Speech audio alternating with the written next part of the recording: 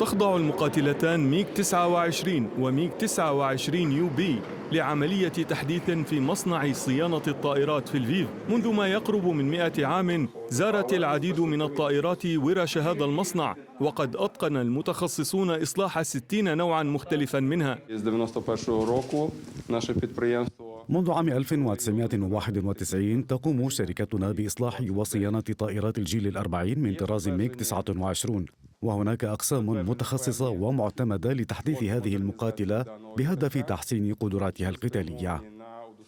ميغ 29 وبعد خضوعها للتحديث تتحول لمقاتلة متعددة الوظائف، من بينها فرض الهيمنة الجوية واعتراض مقاتلات العدو، إضافة إلى التغطية أو مرافقة طائرات النقل أو البضائع. بدأ تعديل طائرات ميغ 29 هنا في عام 2020، وإضافة إلى تحسين نظام الملاحة أصبحت الطائرة قادرة أيضا على إصابة الأهداف الأرضية بدقة عالية.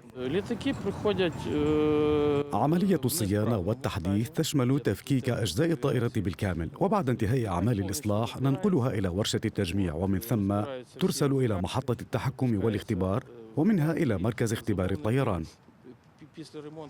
بعد اجتيازها اختبارات الطيران تعاد المقاتلات إلى الخدمة. في العام الماضي أصلحت المؤسسة 3 مقاتلات وعدن للخدمة ضمن القوات الجوية التابعة للقوات المسلحة الأوكرانية. من المهم بالنسبة لنا أن نكون على دراية باحتياجات القوات المسلحة واحتياجات جيشنا، ليس لمدة عام كما كان في السابق، بل على الأقل على مدى السنوات الثلاث المقبلة، وهذا منصوص عليه بموجب القانون الجديد بشأن المشتريات الدفاعية.